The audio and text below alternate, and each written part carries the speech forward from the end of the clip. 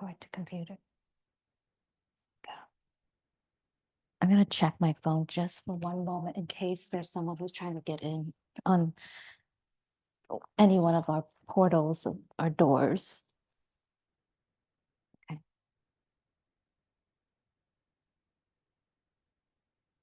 Okay. I'm okay. So Jordan is coming. He might be a little bit late. So that's one message right there. Can you check on that? Thank you. Yeah, sometimes if there's a group that's finishing out, they might lock it and not know that we're here. Okay, there he goes.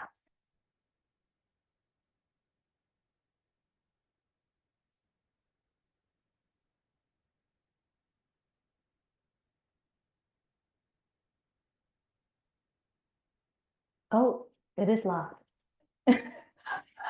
Rob got locked out because he went to check if the door is locked. I know he's knocking.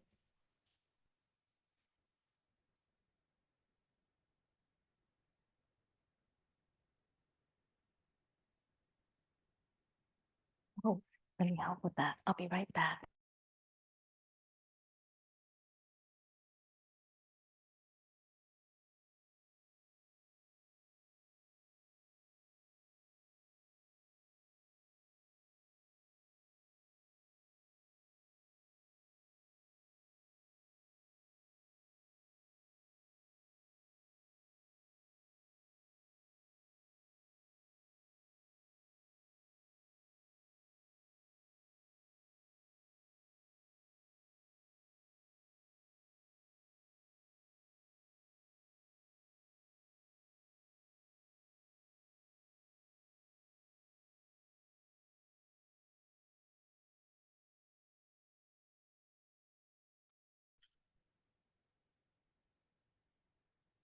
So I often like to begin with the three refuges, and sometimes I hesitate on uh, doing this, taking the three refuges, only because there are a lot of ways in which we interpret, like, taking refuge in the Buddha as like a god, or, someone that we need to revere. And, on and off, I have some angles around it where it's like, how can, because the refuge here is meant to be turned back towards ourselves, where we are in touch with that quality, like, of awakening within ourselves, the possibility of awakening, which is the Buddha nature within. And to take refuge in that is to remember that I have the capacity to wake up, that that it's possible to be some other way, and for others to be some other way than how things are, right? So to me, taking refuge in the Buddha is taking refuge in that possibility, and to know that that was true for many individuals who have, awakened. And so just like remembering that is so inspiring. It's like a splash of cool water, waking us up. And then to take refuge in the Dharma is to take refuge in the universal truth, the law of nature. When we go against nature, what happens? We suffer. And when we go with nature, we follow, we're in accordance with nature, we experience ease and flow. And that universal truth that we arrive at is verifiable across all gender, all race, all people, rich, poor, everyone, come to this universal truth, this one truth, no matter what practices they take on, what, angles they come in from, Buddhism or not, it doesn't matter. We all arrive at that truth. And then taking refuge in the Sangha is taking refuge in good spiritual friends, friends who have a positive influence on us, friends who remind us to wake up, to snap out of it when we fall into delusion, right? When we fall into forgetfulness, when we get caught up in our stuff. And so to me, taking refuge in Sangha is so, so necessary, because that's like what's in front of us. It's, you know, it's easy when we have, we live with our friend or with family, or where we spend, you know, more of our time with the people who have these, you know, positive qualities, like it affects us. You know, my dad used to say growing up, you know, when you hang out with people who are dark, or, you know, like if you're near ink, then ink is going to stain you. And if you're near the light, then, you know, it will illuminate you. So Sangha to me is that circle of influence, is the environment that supports our practice. Environment meaning the people. Right? And so in this invitation to you, as we recite the three refuges, I invite you to hold that intention and that possibility and these reminder of our way to happiness and freedom as we take refuge in the three jewels. So I'll share it on the screen for those of you on Zoom. And then after that, we're going to also together recite the 5 precepts. And this is a beautiful remake in the Manzanita village. And these are called the 5 householder precepts. So we are householders, and they are a wonderful way to set the intention that promotes peace and safety and well-being for ourselves and our commitments on this path. And I will invite 3 sounds of the bell, and we'll take a 3 conscious, nourishing breaths, and then we'll begin. And you could just read with me as we read it out loud. You can just read along with me. So let me light the bell.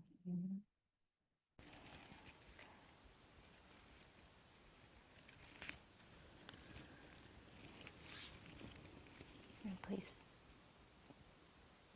bring your mind back to the body and mind in perfect oneness.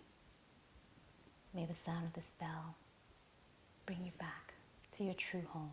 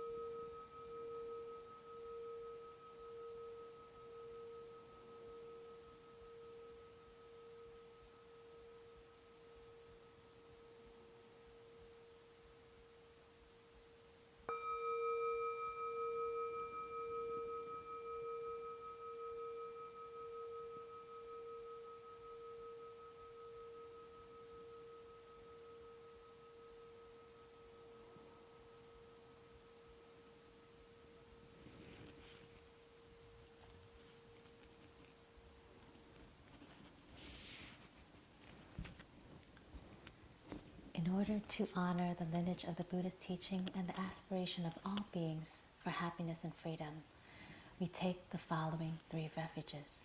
Please join me. In search of freedom for myself and all beings, I go for refuge in the Buddha and the possibility of developing a more awakened heart.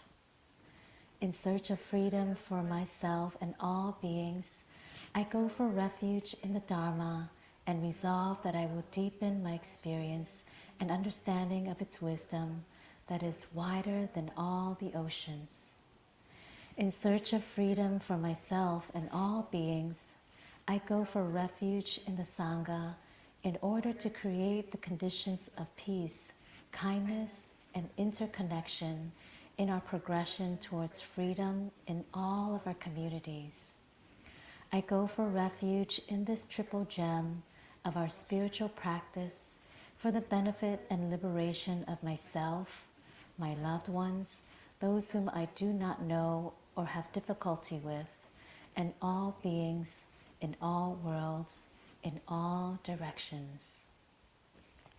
With the intention to provide safety and peace in our time of practice together, the 5 householder precepts are taken as worded by Manzanita Village. Please join me.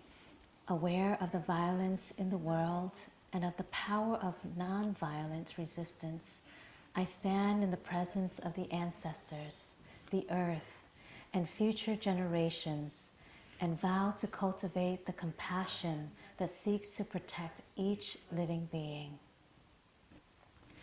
Aware of the poverty and greed in the world and of the intrinsic abundance of the earth, I stand in the presence of the ancestors, the earth, and future generations, and vow to cultivate the simplicity, gratitude, and generosity that have no limits.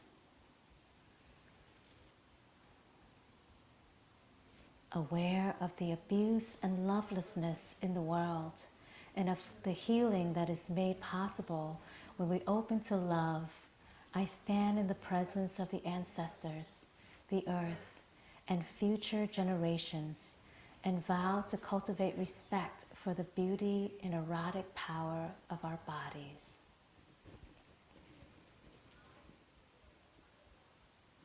Aware of the falsehood and deception in the world, and of the power of living and speaking the truth, I stand in the presence of the ancestors, the earth, and future generations, and vow to cultivate the ability to listen and clarity and integrity in all I communicate by my words and actions.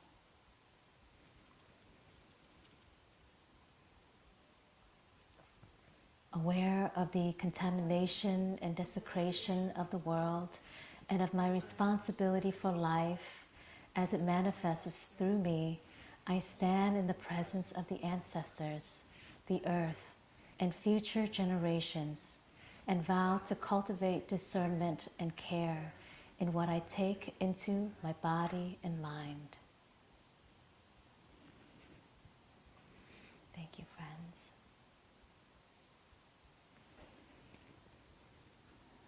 And let those words settle into our hearts, into that space where we can receive the abundance of life energy. We'll now go into our practice, 30 minutes of practice, and we'll begin with sitting, if that feels supportive for you, and after 15 minutes I will invite the sound of the bell, and those who would like to stand and move into walking meditation, you're welcome to do that. And at any point in time, if you feel called to change posture, you can do so quietly, listening and honoring the body.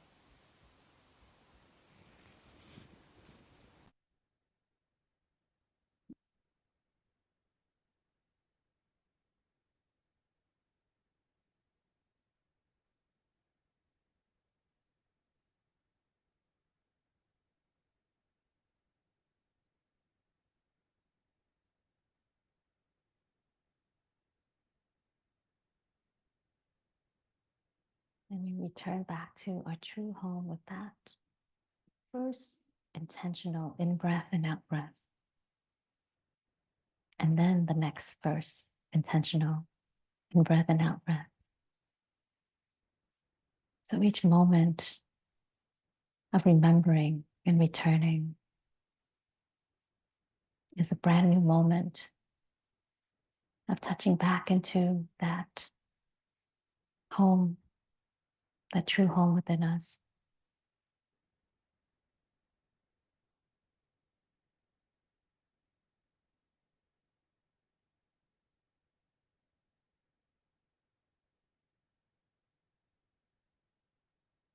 arriving at that healthy, nourishing breath.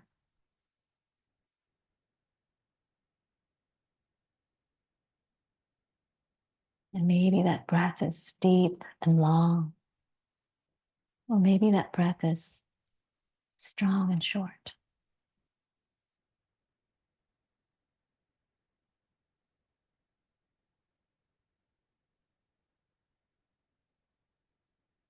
Discovering what feels nourishing right now.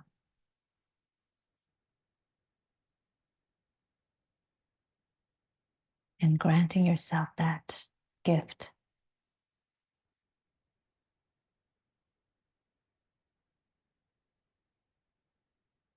That gift of breathing.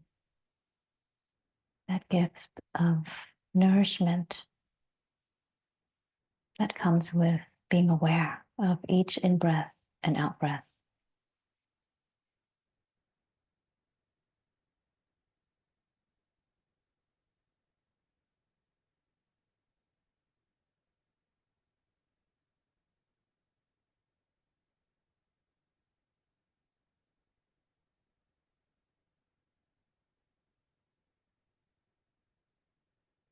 And as we become aware of the body breathing,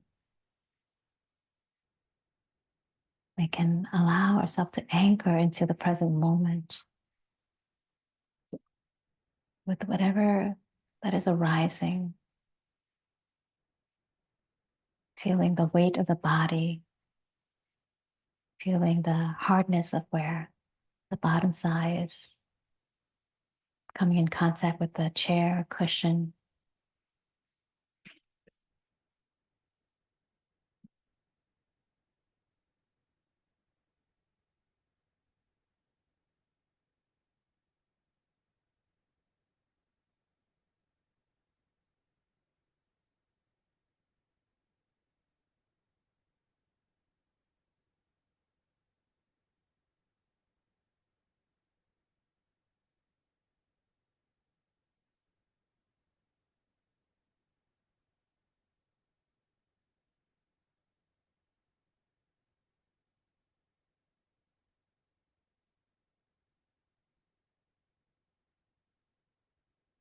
Letting sounds in the space call you back home, back to what's here now, back to this body, back to the sensations of breathing that only exist in the now.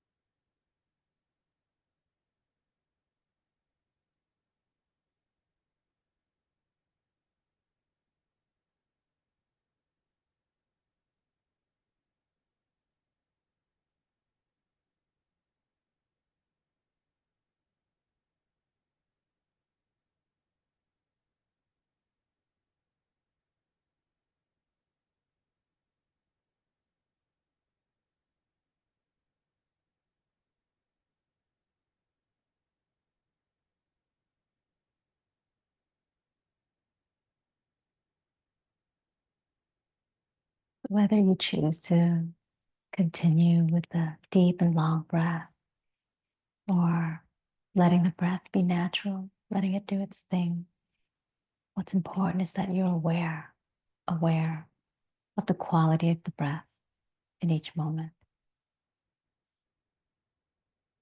in touch with what it feels like in the body. Where is it located?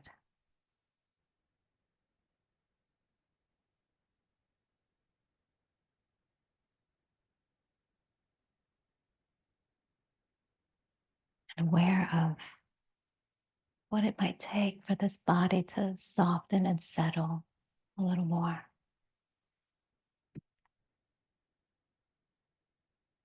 The more the body can relax, the more the mind can relax.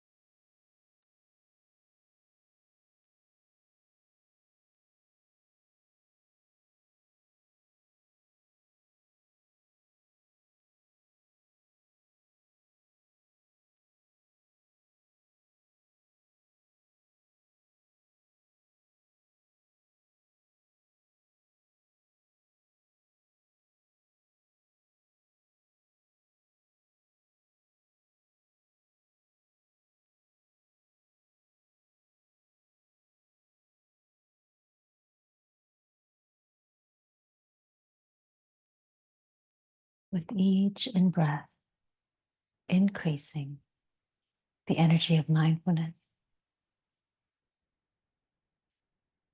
And with each out-breath,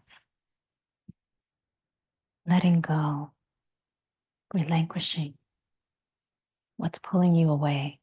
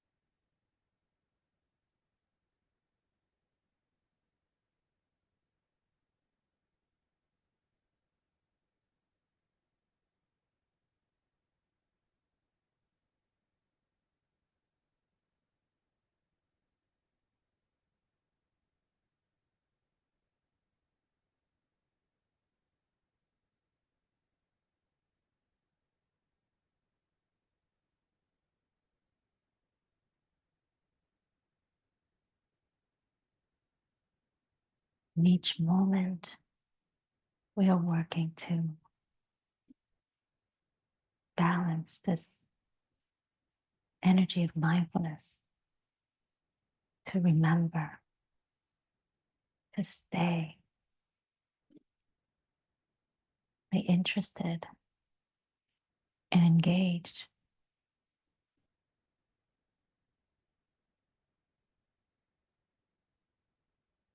and to also bring forth this concentrated mind.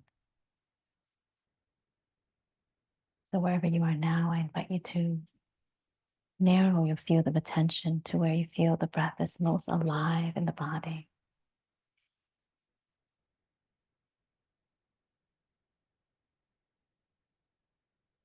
Resting your attention there. This might be in the belly, in the chest, or at the tip of the nose.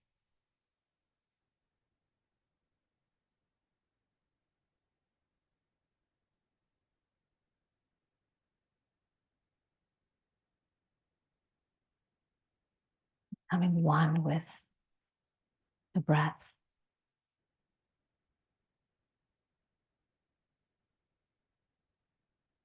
Directly knowing the movement of the breath as the breath passes by this area.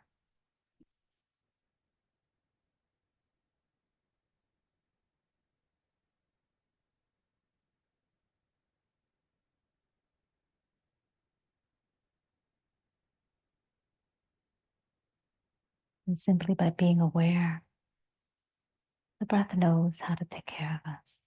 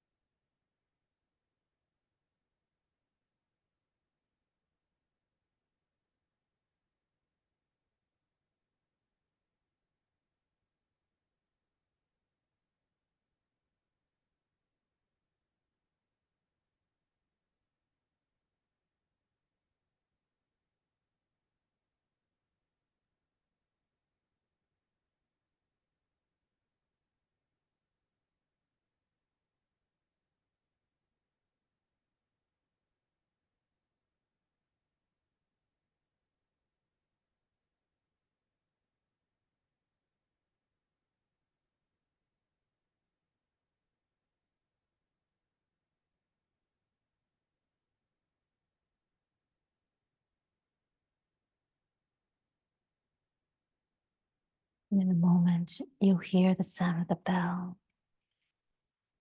You're welcome to continue sitting or to move into walking meditation, walking around the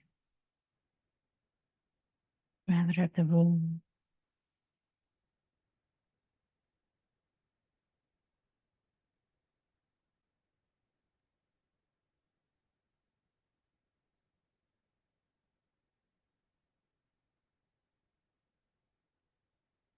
Whether walking or standing or sitting, we can practice to cultivate peace within each step, within each breath.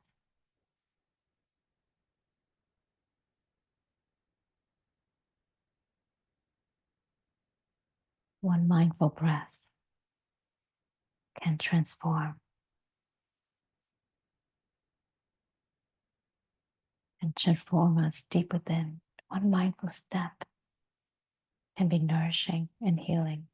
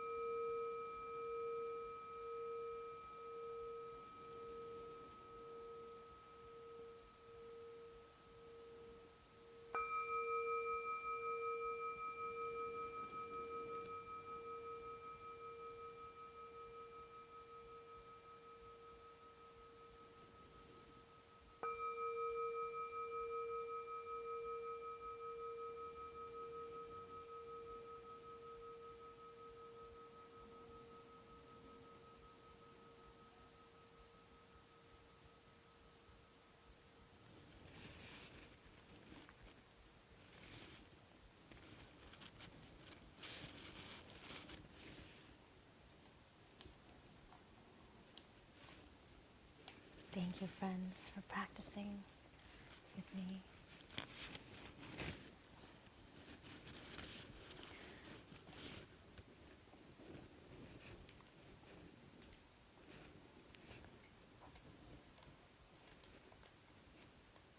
I think I messed something up here. I'll put this in my pocket so you're not able to hear me in this room as well.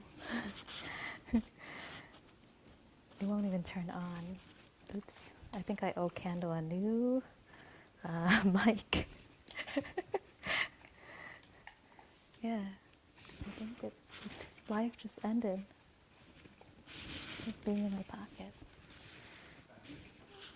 Yeah, maybe, huh? Yeah, can you check? There should be some batteries in that bin, the smaller bin. And hi, Jonathan. Welcome. You came just in time for the Dharma talk. You timed it just right. Yeah. You know, if you want the VIP seats, you know where they are. And if you take the VIP seats, you might be like, you know, you can be on camera, be famous. Sweet. And hi, Reverend Scott. Good to see you. I'm so glad you're here. It's been a while. And while we wait to get the batteries here, I'd like to just take a moment now to just welcome everyone and just to share that Pacific Northwest meditation that we're, oh, wait a minute here. This is working. Okay. Yeah, could you, Jordan, if you see it. Yeah, see if you could tweak it. Yeah, maybe some of the wires came loose while it was in my pocket. I'm not really sure. No luck on the battery, huh? There was nothing in there. Ah, okay. Oh, can you check in that, maybe it's in that bin? I mean, in the, oh, you did it. It worked. What'd you do? Oh.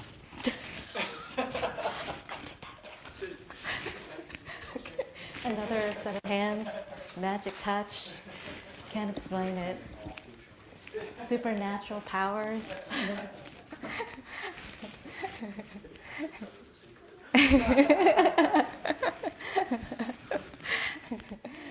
Well,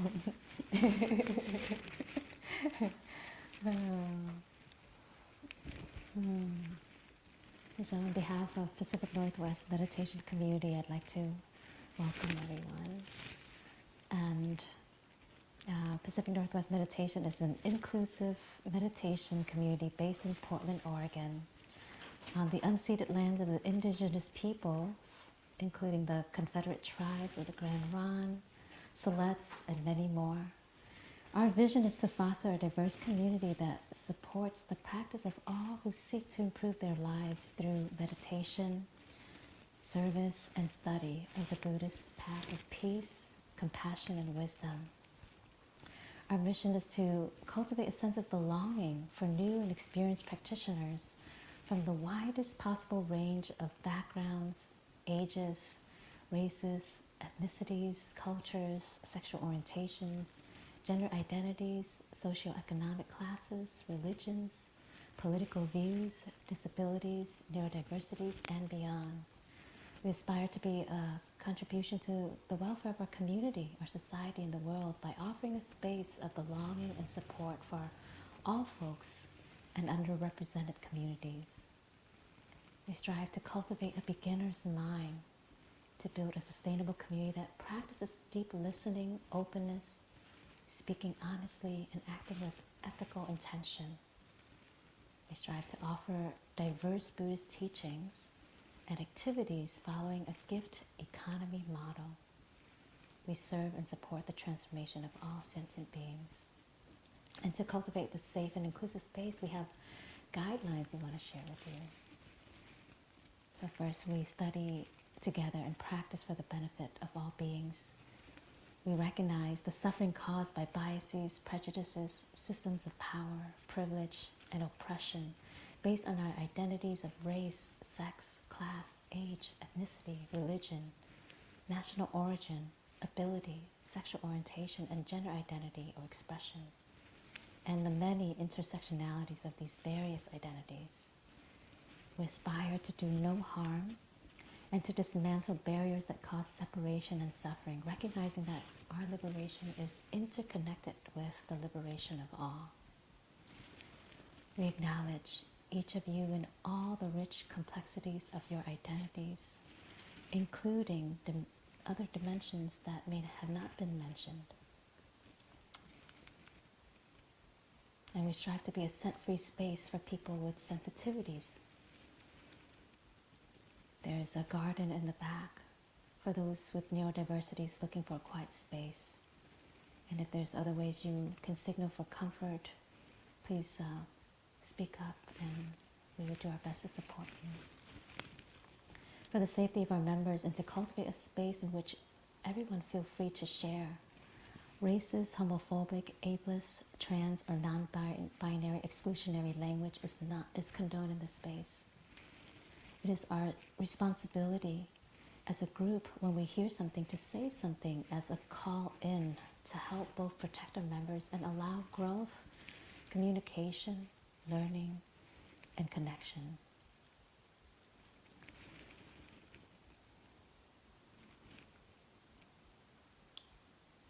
And so in a moment when we do go into sharing at the end of this talk, I would invite you all to share your pronouns when you share your name, out of respect for the acknowledgement of those who do not identify with the binary pronouns that were given to them at birth. Pronouns are a part of someone's gender expression, and people can have multiple sets of pronouns for themselves, such as using both he, him, his, and they, them, theirs. So pronouns are not preferred, but instead are required for respectful communication. So I'm very excited about today's talk. And this came out of something I had read that Thich Nhat Hanh said about there's a secret on knowing how to rebel. And that really lit me up because I've always identified as a rebel. And there are times that I just like, it was like a part of my identity. It's like, I'm rebellious. There's like something, I guess I want to pause for a moment. Who here identifies as a rebel, a nonconformist? Okay, I see some hand. Yeah, every hand in the room is raised. And on Zoom too, yeah, except Reverend Scott. Okay, you're not a rebel. You conform, okay. That's okay. It was almost like that feeling of like, I'm such a badass because I rebel, and I just have to, like, everything is questioned, right? And I grew up in a large family. I'm the youngest of 6, and so, and then coming from the world of, being born in Vietnam and then coming to the U.S.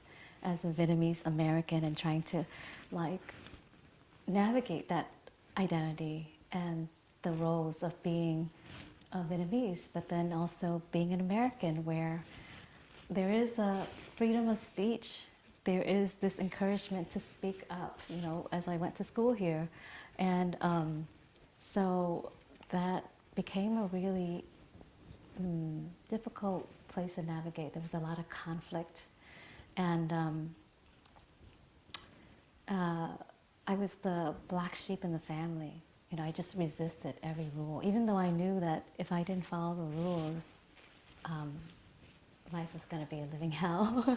So, there are times where I would still talk back when I felt like I wasn't doing anything wrong, right? I was the only one that talked back. I was the only one that was opinionated, being the youngest of 6.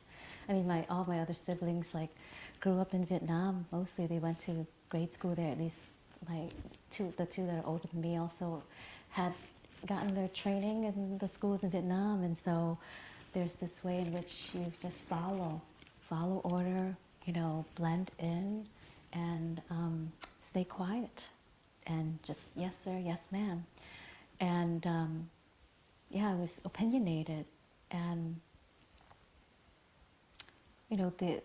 what is it like when we are born into the conversations that we have no say in,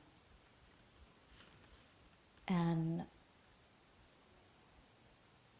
we fall right into those orders, those rules, the formalities, certain expectations to live by.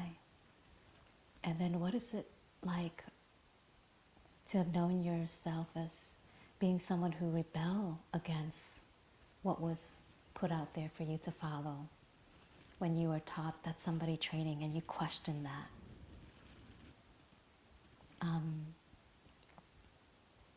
For those of you, I guess everyone who raised their hand, what does it mean to you to be a rebel? And what does it mean to be a rebel? And what are you rebelling against? So you can shout it out, and I'll just repeat it, so we don't have to pass the mic around for our Zoom friends to hear. And for friends on Zoom, you can unmute yourself, and everyone in the room will hear you. So what have you, growing up, what have you rebelled against? What have you decided, I'm not going to conform to this? Conformity in general. Just conformity in general.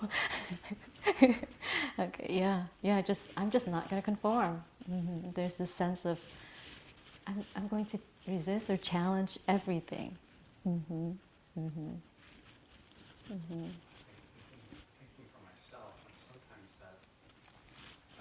Okay, if this is going to be a long one, I'm going to, pass you the mic. Okay. For myself, sometimes I got along, but sometimes I was out there.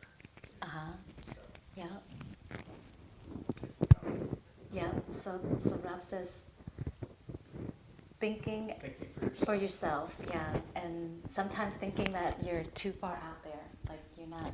Well, sometimes it was in line with everyone, but sometimes it was often that feeling. So thinking alone and thinking independently, sometimes feeling like, okay, it happens to be that I'm following the flow of what everyone's doing, and then other time it feels like it's going against, and it's like you're left out there. Okay, anyone? No, just me. Right?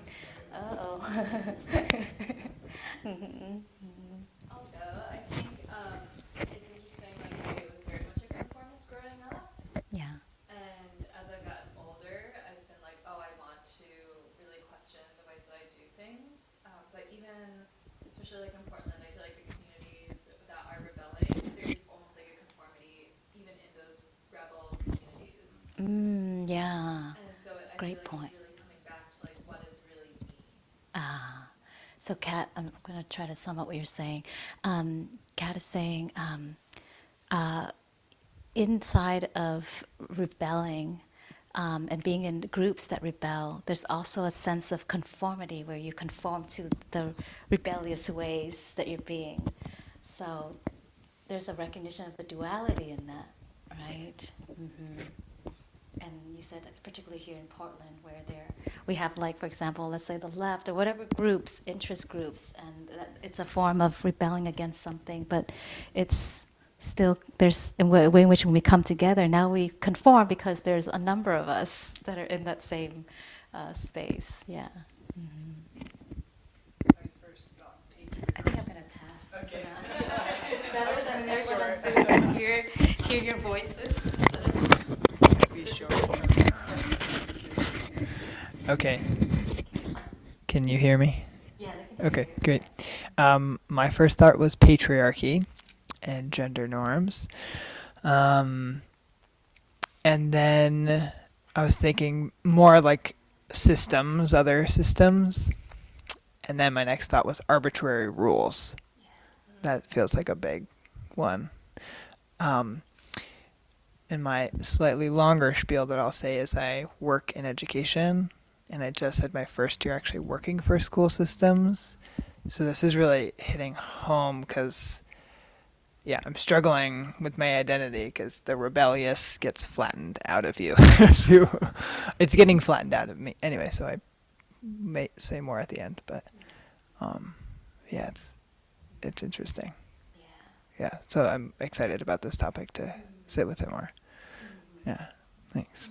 Thanks, Jordan.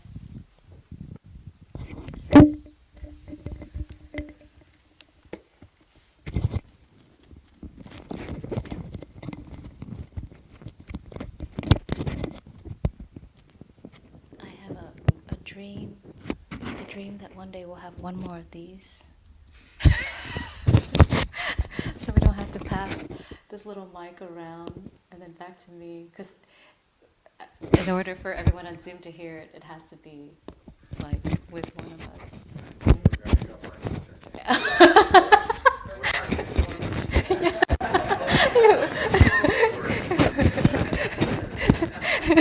You know, this is reducing suffering too. Sorry, wasn't that profound?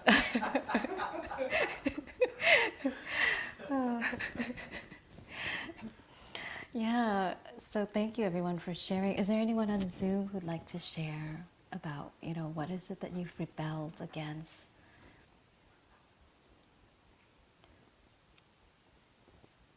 Okay.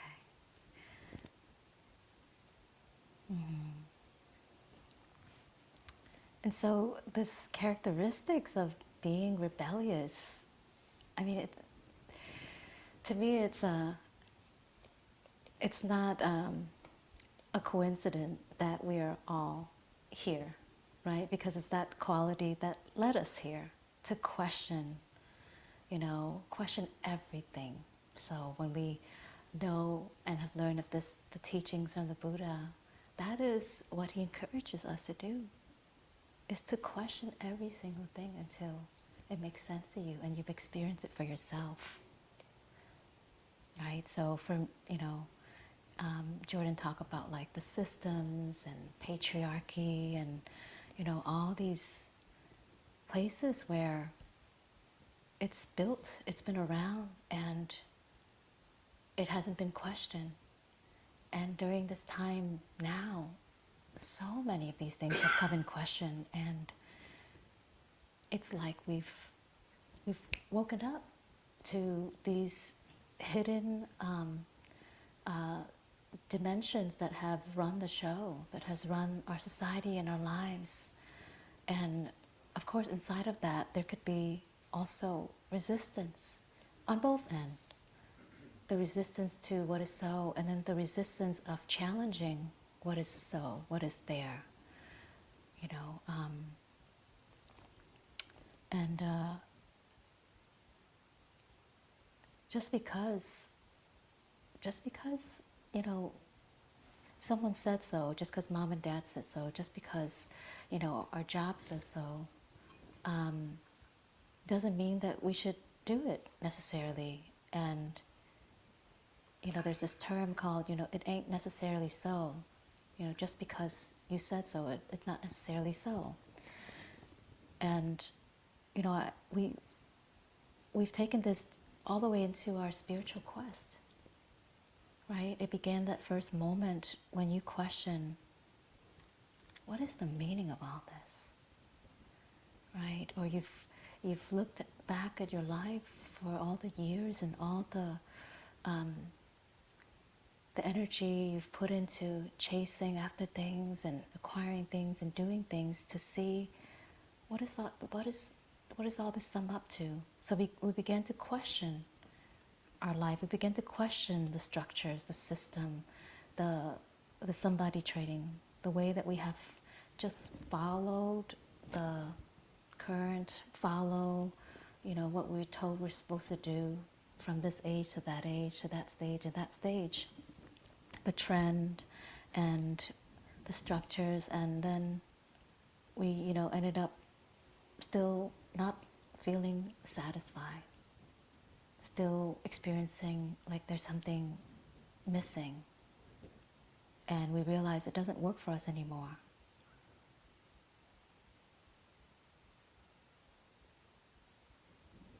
And when we wake up to this, we began that journey of inquiry. Now we are curious, we're on a hunt, we're seeking, and we're looking to discover.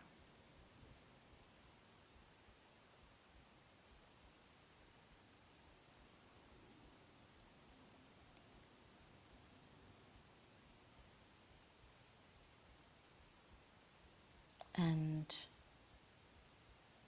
as we reflect on, these qualities of what it means to be a rebel, it's that first part of us that questions how things are. And that question brings what has been in the dark into light, such as, questioning the status quo, questioning societal norms. In the time of the Buddha, the Buddha was, a serious rebel of his time. He was radical in some of the things that he questioned that has always been there in India. For example, the caste system. He questioned that. And it was very dangerous to be questioning the caste system. The system of classes of people. And he was from the warrior clan, but he interacted with the other classes that were much lower, the people that were like invisible, right? That were, the bottom of this system. And he declared that anyone who joined the order, were considered the same. Like there's no one who's above or below, but everyone is the same. And so in our time, in these recent years, what came into question was the gender roles. We saw that happen already as, women began working and the gender roles started getting blurry, but now just even gender identity. So, everything that was solid becomes, loosened up and questioned and dismantled. Jordan mentioned the patriarchy. It's not just one group that contributes to patriarchy. We all do, unknowingly. And to look at all the ways we contribute to, for example, the conversation about race, the story about race. For being Asian, the story about being Asian is that we are good in math and we're bad drivers. And we're hardworking, and I just somehow identified to all those things, and I knew I had to be good in math. And I had to prove that I'm not a bad driver. So I actually try to resist these stereotypes. But how it still drives me, right? And the hardworking part, And so all the, the identities, the ways in which we were taught about our own race, and then what I was taught about other race as well, became the fabric of my beliefs and the system that I contribute to. And creating all these divisions, these boundaries, because, unknowingly, we just gave into those conversations. It was fed to us. And so what it means to be a rebel is to resist harm, resist violence, resist ignorance, and to question everything very deeply about how this came into being. Right? And also to question, what our worthiness is based on. What is it measured by? Is it how much, material wealth we have, assets we have? Is it in, the savings we've had? And, I really want to take a moment to have us reflect on all of the structures and systems that are there that has us operate in a way, whether we know it or not, but it's so ingrained into the fabric of our being. It's been passed on through generations after generations after generations.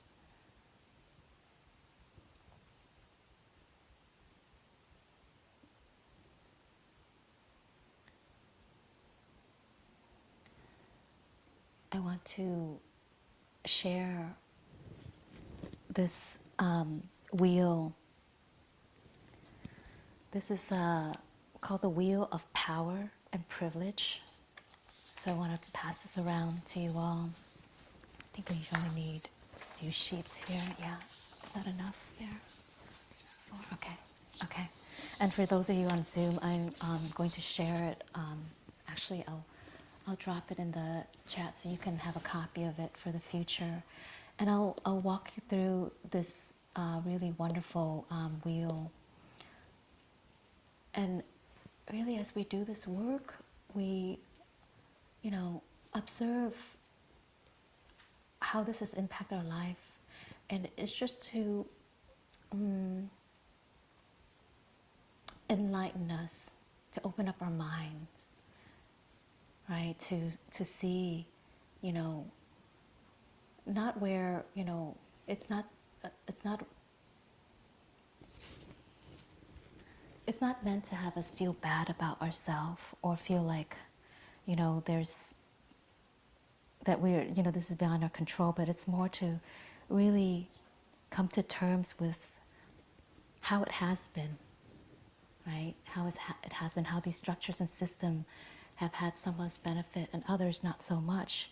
And by way of that, particularly for those areas where we feel like we benefit, to really observe the suffering for those who are on the other side of that and who don't benefit from it, and who not only don't benefit but also experience suffering because they're not in the center of the power. So before I continue to talk more about, being a rebel, we'll look at this chart together. I'm also going to share it on the screen. So the version that's really clear is actually in color. So if you'd like a copy of this in color, you can also you can watch the Zoom recording again, or you can email me, mindfulnesswithtrina@gmail.com, and I can send you the color version, which is a lot easier to see. But looking at this, wheel of power, so if we look at each piece of the pie, are the different, structures and systems that are there, and, and labels and such. And in the center is, where the power is, where those, that is the place where one is most powerful and privileged in our society. And when we look at this, we can see, what falls on the outside, the outermost part of the circle, is considered marginalized. So these are folks that are marginalized and are at a disadvantage, right? Because of these structures and these beliefs and things that have been put in place. And then as we get to closer to the middle, there's a little more, still, some disadvantages, but maybe a little more advantages. And then into the center, this is like the area where, where systems and structures has given this, right, these characteristics, these quality power, right? And so if we look at any of these areas, you can start from the inside or from the outside, wherever you see things fit for you, where, you fit that, you check that piece of the pie, that slice. You can start to become aware of how that has impacted the quality of your life. More or less, even if for some of us, let's say we experience challenges or hardship, there's still a way in which we might still have more of a stability and safety net underneath us. And for areas where we feel marginalized, that drive that drive to the grit that's there is there because of being marginalized. Like the part of me being Asian that works hard and pushed through no matter how difficult it is because I was born into more of the outer part of this, and that was what I was taught to make it through life, to, you know, okay, just stay quiet and keep going instead of speaking up and, you know, trying to implement change. It's to, okay, I'll just work around it. And people who have rebelled, this is from the book The Art of Insubordination that I was reading, but people who have rebelled all their life because they are marginalized have developed this grit, this endurance, this resilience to get through difficulty. And at the same time, because of that, they face a lot of physical health challenges because of that pushing forward, that need to endure the suffering but keep moving, right? Keep trying to make it. And so when we look at this chart, you know, it's really to come from the place of compassion as we learn, you know, how it is like, the suffering that's out there and that suffering that's within us from being in these certain spaces, or coming from the place of what we don't know about how other people could suffer. And I acknowledge this is a very heavy topic and it might bring things up for you. So I'll just pause for a moment.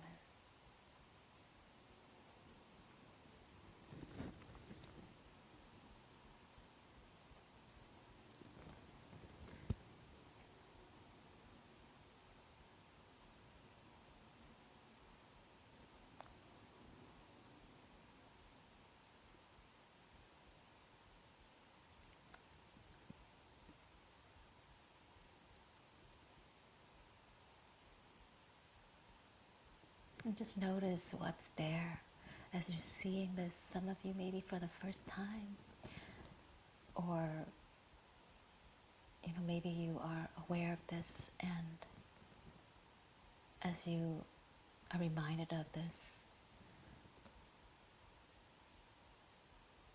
the advantages and disadvantages, the privilege and underprivilege, you know, how does it feel like in the body?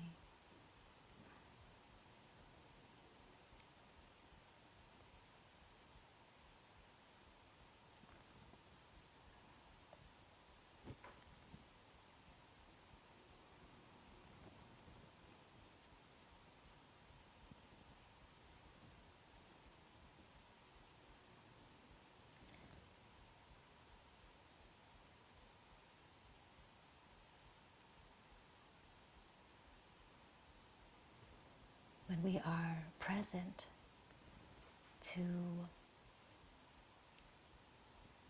how these systems are at play, we develop a compassion and a sensitivity to all living beings, to people of all sizes, all gender, all skin color, all abilities, all sexualities, all level of education, all neurodiversities, all languages.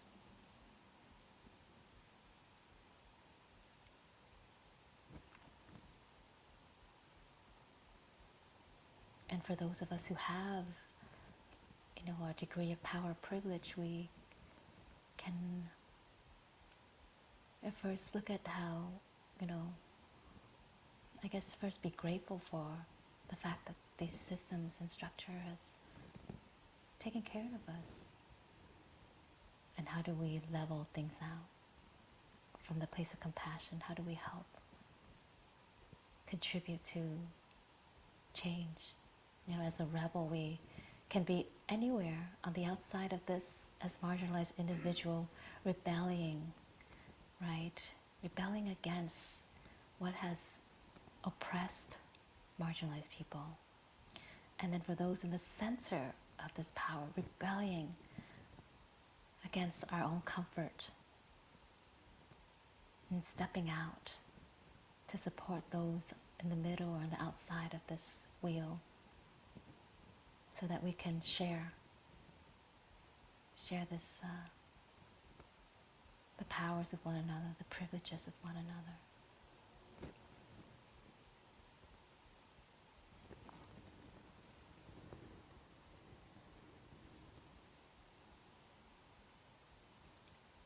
I want to pause for a moment and see if anyone has anything you'd like to say.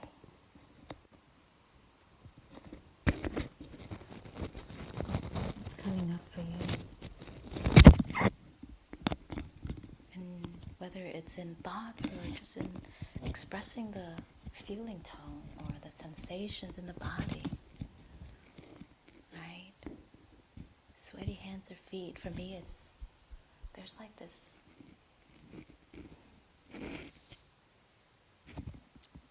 really tight feeling in my chest and a little nauseous.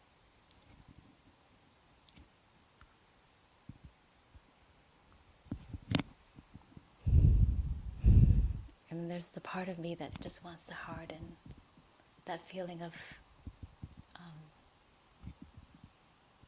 toughening up so I can get through it, I can make it.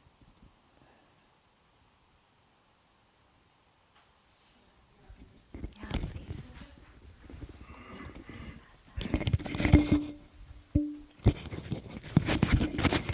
Yeah, I like coming back to feeling always. I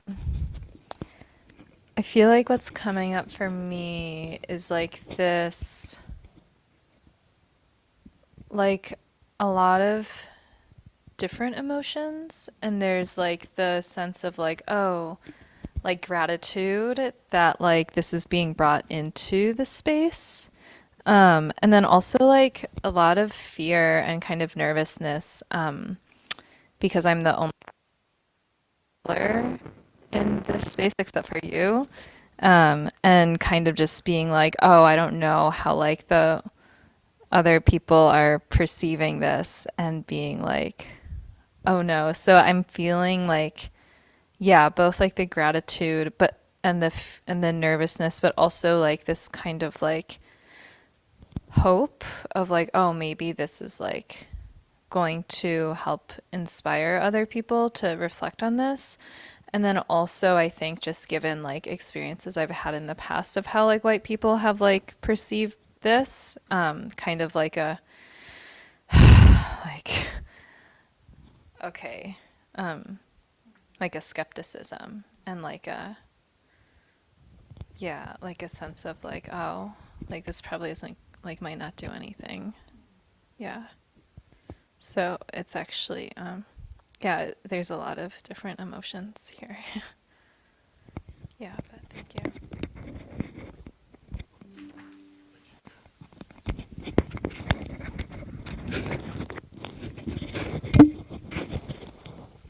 Thanks for that, Kat.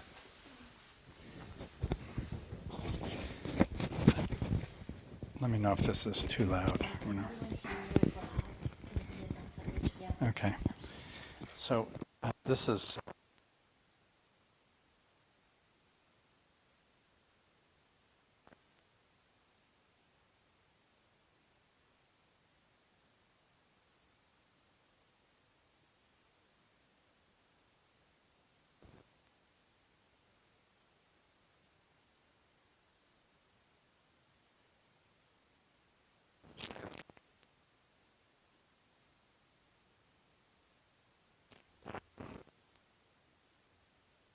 that you could add another pie slice in there for age.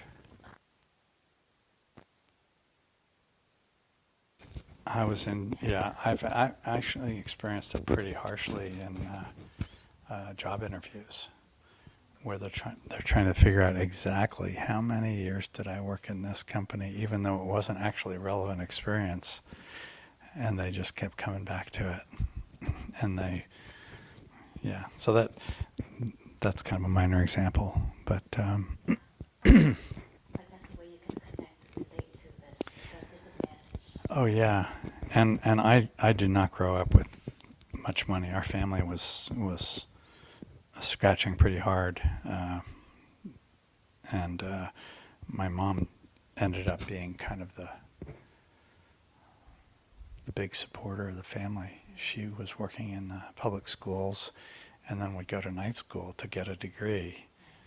And so she sort of climbed up the educational thing where the baseline income, we didn't have that at the start. So she kind of climbed one of these ladders in order to achieve something better for the family.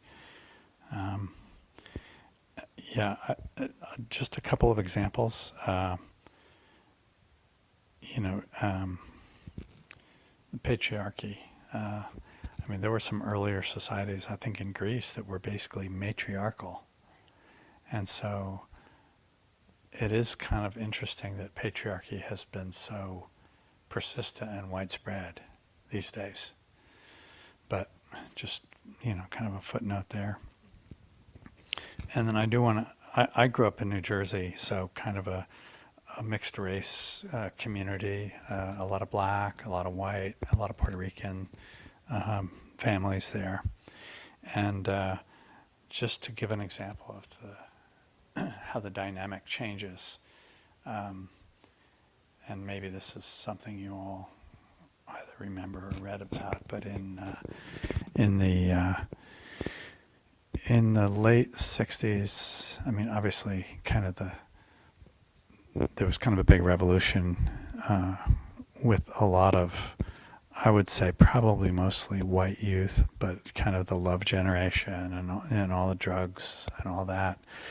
But heroin was harshly criminalized and extremely long prison sentences for any individuals that were holding heroin or caught using it. Well, a lot of that was the black community. It actually kind of had a grip on that community for a long time, and the penalties were just horrific, and the criminalization of it was horrible. So fast forward to the opioid epidemic.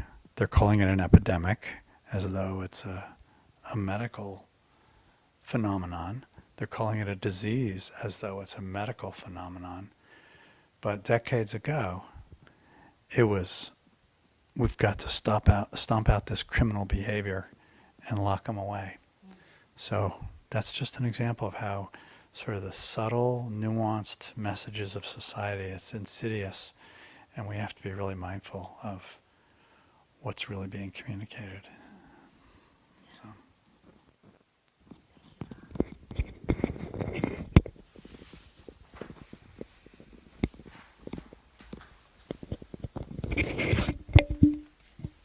Does anyone on Zoom have anything you'd like to share? Oh, flip the camera here.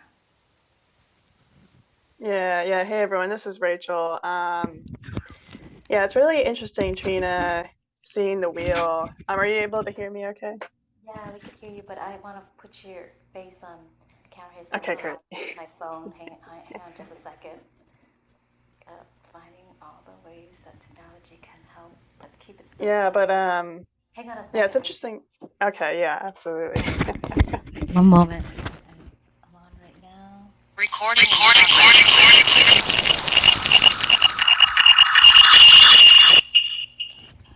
out of sound. Okay, I think that did it.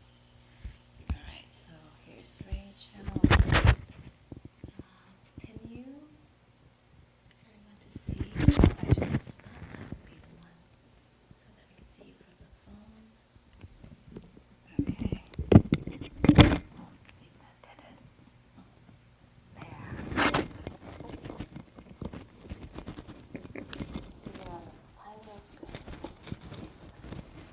There. All right. Can still hear me okay?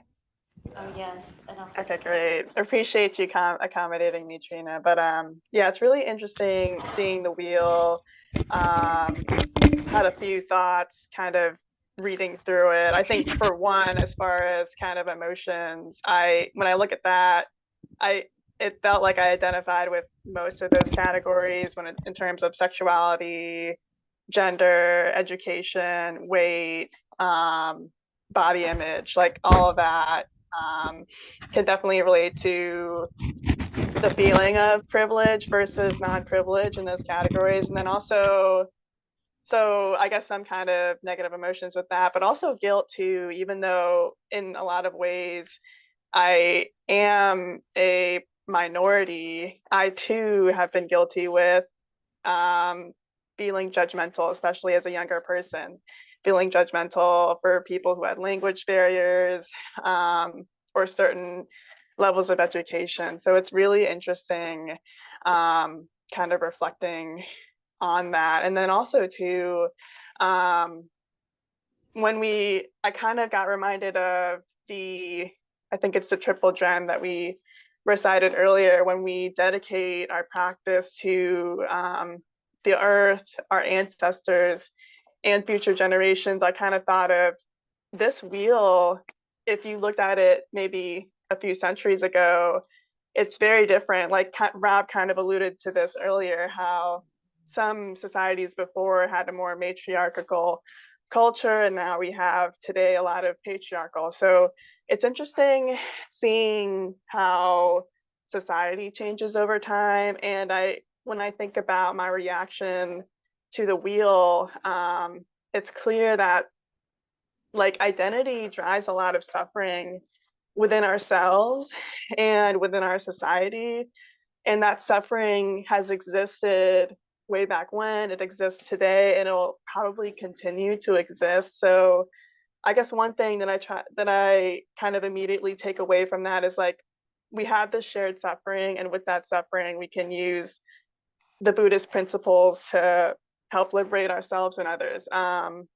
Open-mindedness, kind of being open-minded to all these other people, however they are, whoever they are, being having that loving kindness for all these different identities, and understanding the conditions that led me to perceive certain things might be different from someone else's perception, like all the conditions that shape the way we see the world, all of that, being mindful of that is really what that kind of reminds me of. So yeah, it'll be interesting to see if we looked at this wheel again 10 years from now, 30 years from now. There could be other things that we're not aware of today that we could be talking about in the future. So kind of that thought of like things are always changing. So yeah, really, really interesting wheel there. So thank you.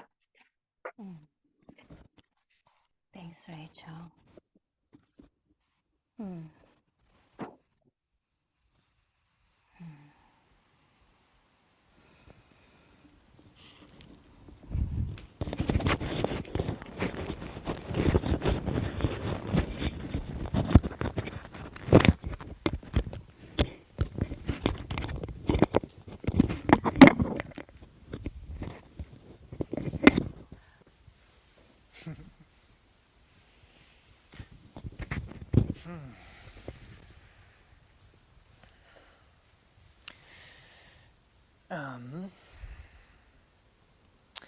I first want to say I my background for like 5, 6, 7 years I worked and did equity consulting and trainings with these kinds of things. And I've done a few retreats with Rev Angel Kyoto Williams and Lama Rod Owens, if anybody knows them, with Radical Dharma. But I haven't done anything with them in a long time, and I was just reminded of how much I love doing this kind of work in Dharma spaces and pausing and slowing and feeling my body. It's so so powerful and so insightful in a way that is left out of a lot of social justice spaces that aren't like insight driven. And I try to bring those into them, but being in one where I'm I'm not the one doing that. Somebody else is doing it, right? We're all here doing it. It's like, cool. Yeah. So that's really powerful. And I've gained so much more insight from looking at this wheel than if I had, like, in a different workshop that I was in, because I was paying attention to what was happening in my body. I also really appreciated, had a big impact on me hearing you say how it felt in your body, and you bringing up like nausea and all those things. I was like, whoa, okay, that's like, knowing that you also feel intensity, right? It's like, oh, of course other people, just I think hearing somebody name that intensity, I don't know if I've heard somebody really do that before. So that was really powerful for me. It was that moment where I was like, oh, I'm not alone, right? Like, these systems really make us feel bad, which I knew, but again, hearing that was really powerful. And I think the biggest way for me looking at this was, so like I said, I've done a lot of work in this, and I like immediately went into cognitive brain of like, I don't like the way that this is set up. I think it should be more of a spectrum. Like, I don't agree with like that part there. Like a lot of like, I actually need to fix this because it actually doesn't represent people well. Like, really, and I think that's true. But it was, and I would love to say lots of things about it, but I think that comes from, right, so then I paused and paid attention to my body, right? It comes from being a trans man and not being seen and represented properly in the world and things, even in this, right? Or like that's just such a drive for me of like, oh, I actually don't think that like this is representing me correctly. And so then that piece comes in for me of, okay, I need to fix this and make it better, build a new system that people are more represented in and seen more. And so it was, and I actually didn't quite realize all that until I articulated it out, but that's the energy that comes up for me, is how can I, and then once I do that, I'll be happy, right? Yeah. Then, well, everything will be better once I fix all the systems of oppression and make everyone free. Then I can rest. But until then, I have to fix this. So, yeah, and then I think just the like sadness of, I think, when some, I don't know if we're doing crosstalk, so I won't, but just hearing some of the shared sadness too of the disconnection that comes from this, right? And in myself too, of like scared and skepticism and defensiveness, and it's just so powerful, and it's so sad that it makes us nauseous and defensive and skeptical and all the things. So, yeah. Thanks.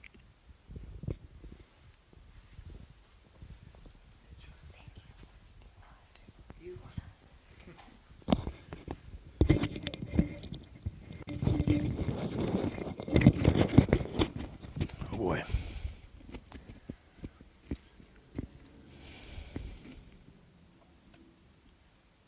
There's a lot welling up inside me, seeing this and hearing everyone's voice. I'm very sensitive to the pain of others, and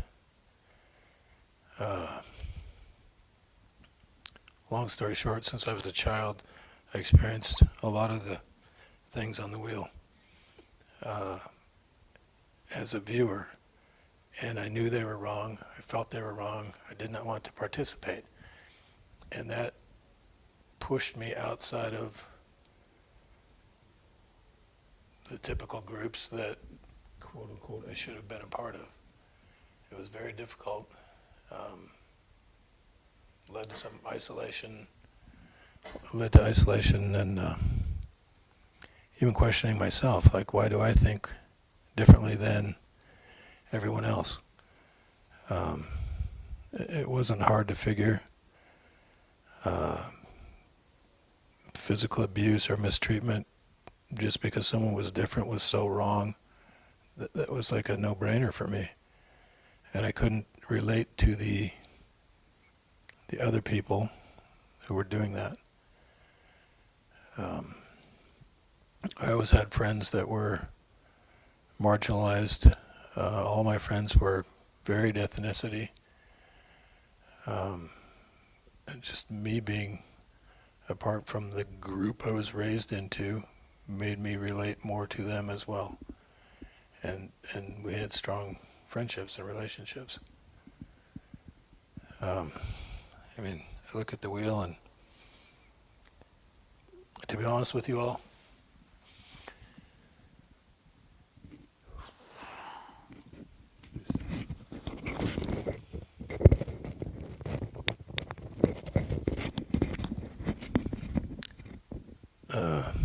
at times I feel guilt and shame for being a white person. And part of what has been done to other groups, just mindlessly, like without reason, like why? Why does this have to happen? There's no rhyme or reason. We're all people on the inside. And then to realize at times I haven't done anything to stop it. Like in general.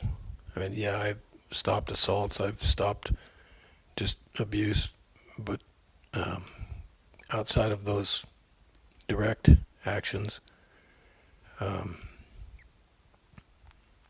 have a need or a want to act on a bigger scale.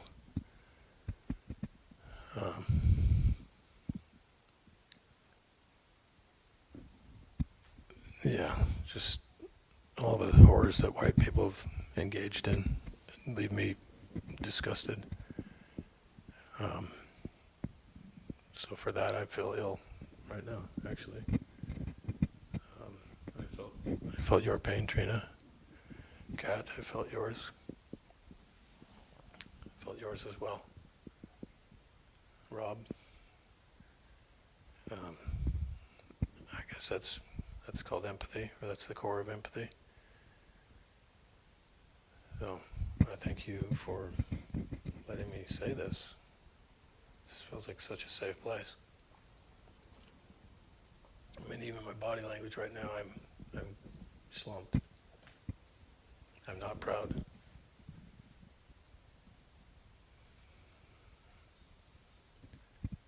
So,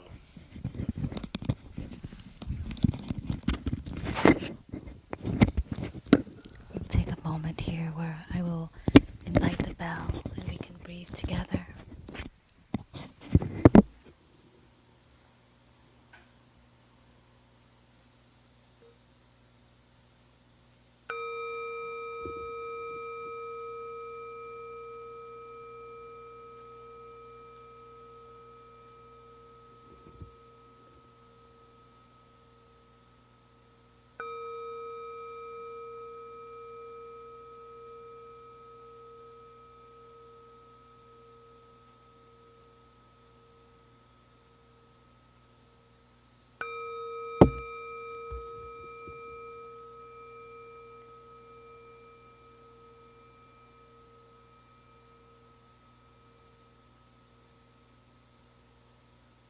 With each conscious in-breath, with each conscious in-breath, breathing in the suffering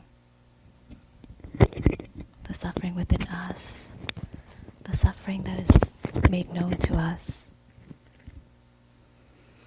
the suffering that we are in touch with externally and internally.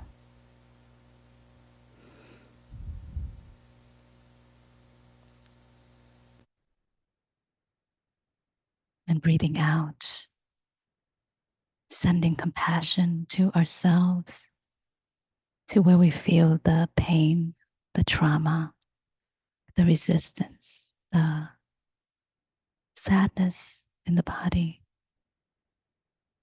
Breathing out, releasing, softening, allowing. Breathing in the suffering, breathing out compassion and loving kindness.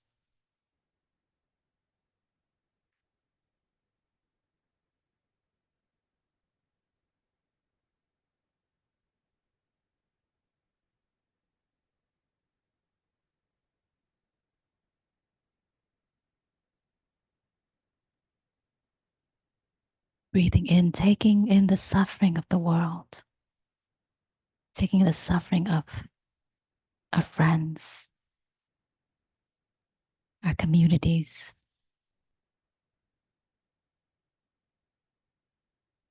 those in our past, those in our future, those in our present.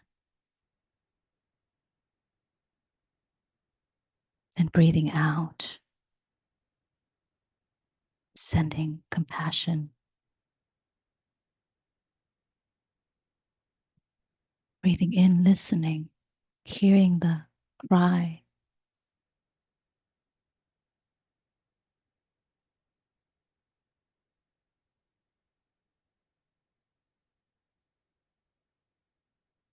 Breathing out, in touch with life,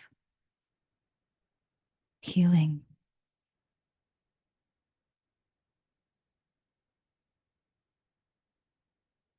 Breathing in, I hear you. Breathing out,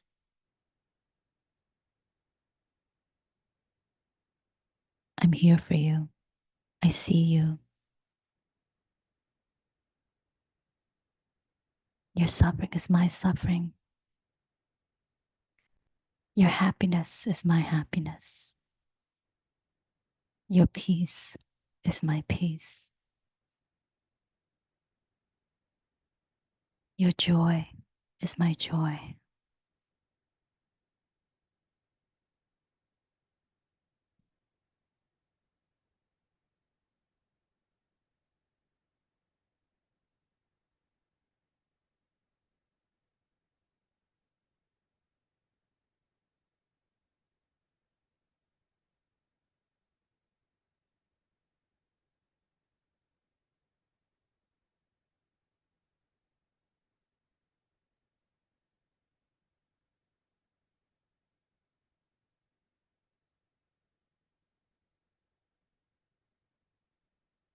And to be a true rebel, we resist not as a reaction, but as a response of compassion. Compassion not only means that we are understanding what it's like to be in another's shoe, but in compassion, we suffer with our friends, we suffer with others, and then we feel moved to take action from that place of deeply connecting and understanding the suffering. Compassion moves us into action together in solidarity. And as a true rebel, we examine and investigate these matters, how it has been, and what's possible. What's the possibility that might exist outside of the current realms of possibilities?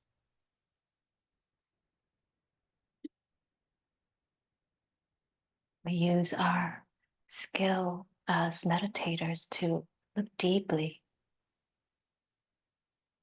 to see the root cause, to reduce suffering that is already there and to mitigate future suffering that could arise out of ignorance, out of not knowing. Now made known, we act from a place of intention and we're committed to improvements. Therefore, inside of that, we are willing to step into that place of uncertainty where change can happen, where systems and structures can be transformed, going against the dominant culture, going against the stream, against the current of the stream, going against. And in common everyday language, we can call ourselves change agent. But one that I think is also relevant is the impermanent agent.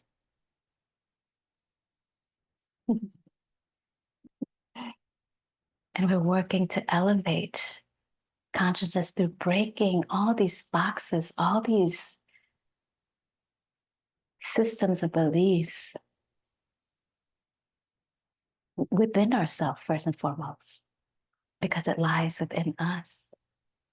We question every part of our belief, every part that make us who we are and where we are and what we have and what we don't have, that make up our suffering, that make up our success, all of it. To elevate our own consciousness is elevating the collective consciousness. And so in this space of Pacific Northwest meditation, we are committed to waking up. And by waking up, we are committed to dismantle ignorance within us, and to what we don't know, we don't know. Inside of that commitment, we're willing to step into those unpleasant experiences and sensations and discomfort. As meditators, we know how to stay when every part of us want to run, want to push it away, want to avoid, ignore, or even the neutral experience is one that is yet to be decided. And inside of this commitment to awakening, we come together to understand the deep suffering that others face, the suffering that we don't know, so that we can understand our suffering through understanding others' suffering.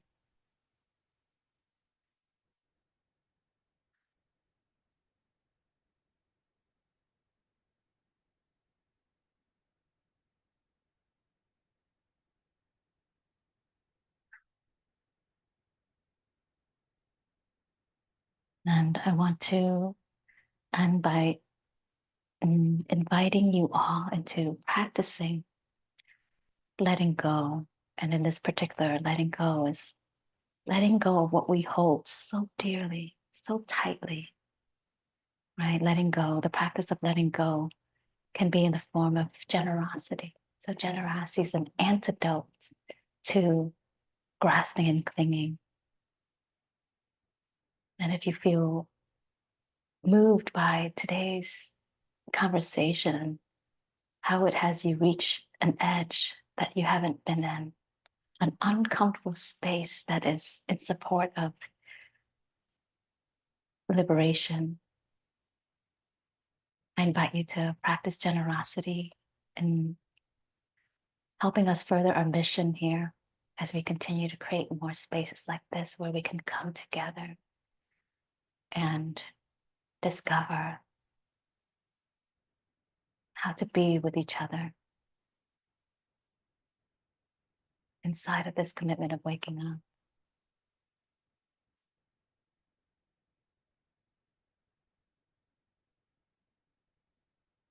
And you can give in many ways. You can give of your time, of financial support, right? Of volunteering, of your skills and talents in marketing, in fundraising, so many ways. And we're going against the stream in how we're approaching this Dharma space as a space where we, like Jordan said, can have these conversations where it's safe, where we are getting in touch with this deeply, viscerally within us. I was looking for the tissue box too, because I was trying to hold back my own tears. So I'm glad I know where that's at now. I'm gonna have a few in future. Thank you. Take a couple here. Thank you.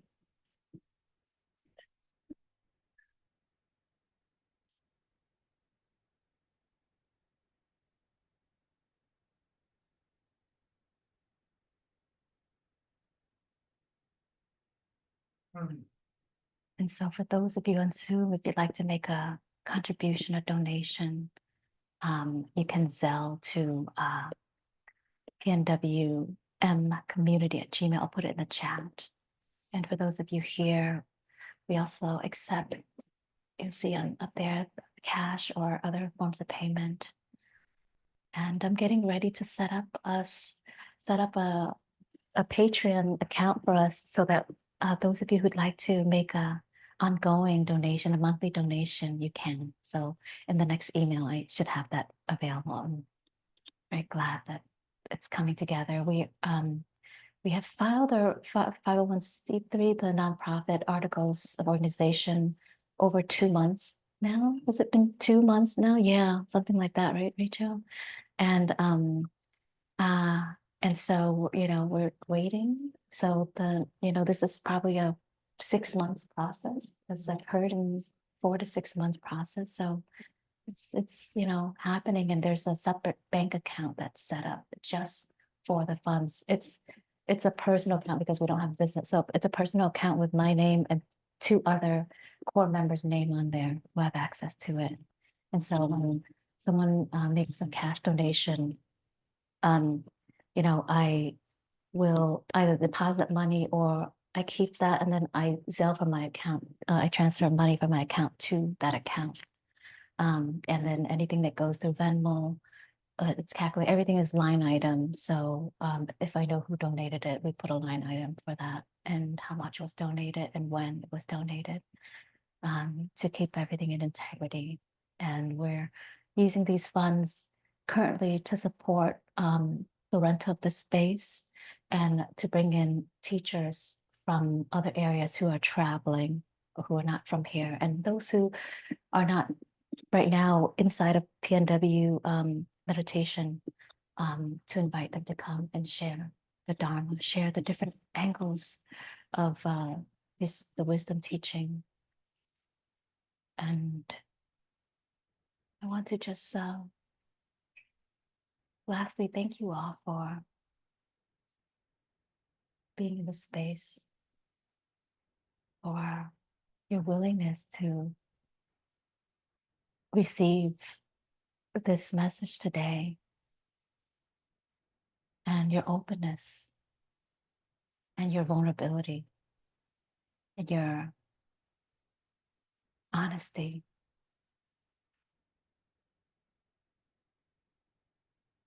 And for those of you who can stay, we'll have social hour in the cafeteria, and I'll invite 3 Sounds the Bell to thank you all for being a part of this conversation. There, we could spend another couple hours. Yes, Jordan. Yeah, to close. Yeah, close and do the heart. Like, yeah, put a bomb on it. Yeah, I always kind of struggle with the timing. Like, I know you have to go, Rob. Thank you. Just thank you for being here. Thank you. Yeah, yeah, yeah. So for those of you who can stay, let's close with that. I love that. Thank you for that input. There's always this balancing act between, can I do more, or do I have to end on time? Which is a big part of being in this position. Is I've been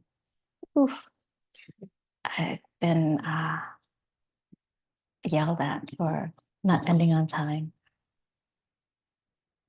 Okay, I will find that. Actually, it's going to be in, I think I have,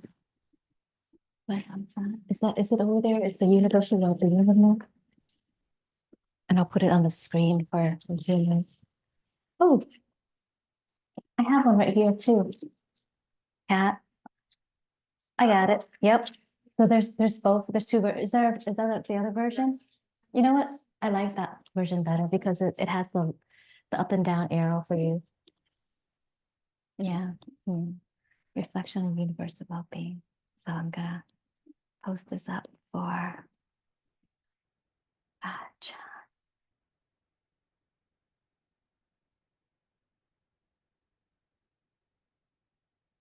And I'll share it on the screen here. Just a moment. And this chant will help us get in touch with this sense of goodness within us that we wish for ourselves. And with that, we also spread it in all directions, wishing well-being and goodwill to everyone around us. So I will invite the bell here, just one sound of the bell, just to help us to come back to this state of balance.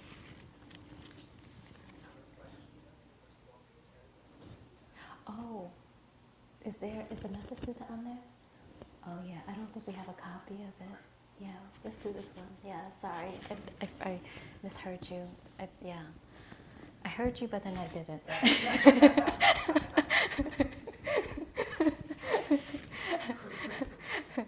Okay, the other one. Mm-hmm. The other universal well-being.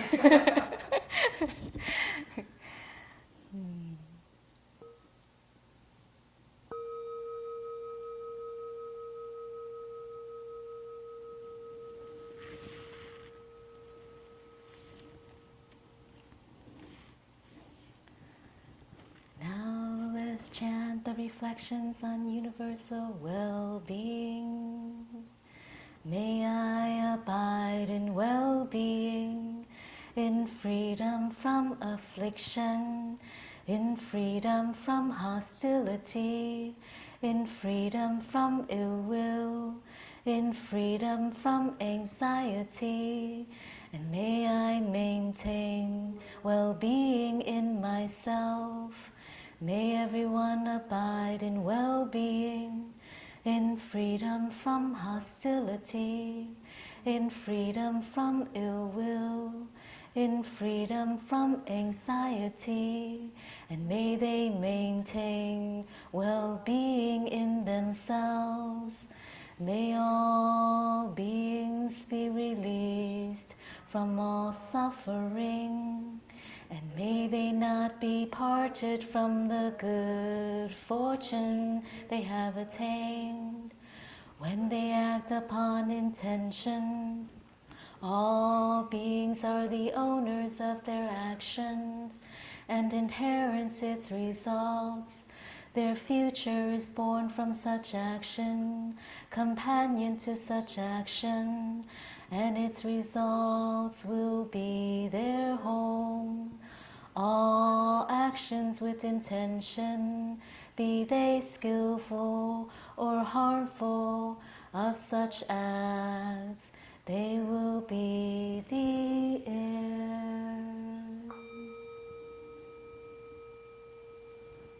And for those of you who know the Loving Kindness Sutra, you're welcome to chant along.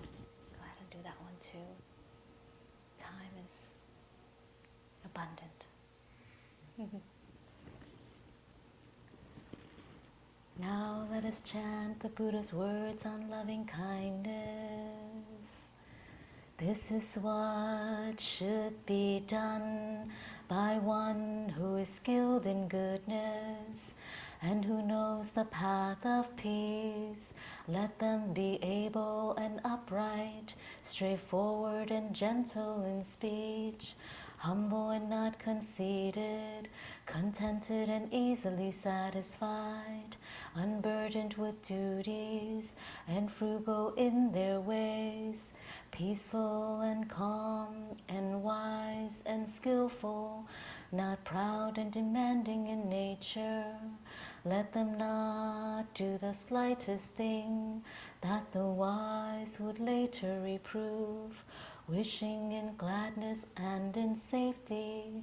May all beings be at ease, whatever living beings there may be, whether they are weak or strong, omitting none, the great or the mighty, medium, short or small, the seen and the unseen, those living near and far away, those born and to be born. May all beings be at ease. Let none deceive another or despise any being in any state. Let none through anger or ill will wish harm upon another, even as a mother protects with her life her child, her only child. So with a boundless heart should one cherish all living beings, radiating kindness over the entire world, spreading upwards to the skies and downwards to the depths, outwards and unbounded, freed from hatred and ill will, whether standing or walking, seated or lying down, free from drowsiness. One should sustain this recollection.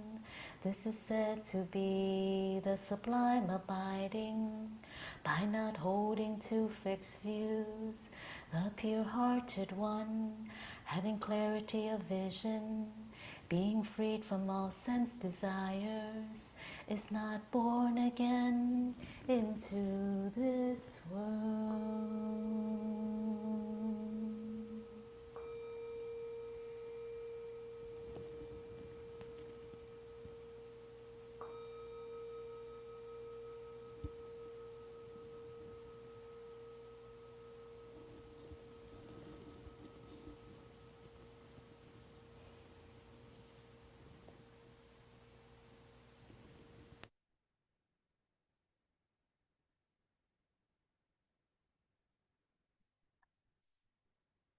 For joining me in practicing to liberate ourselves and all beings. May you experience success on the spiritual path.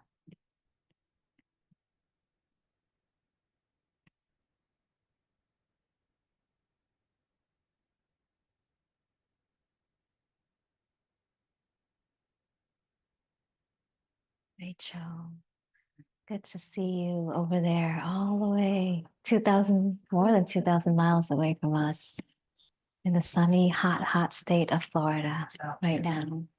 Thank you for being here. Bye-bye.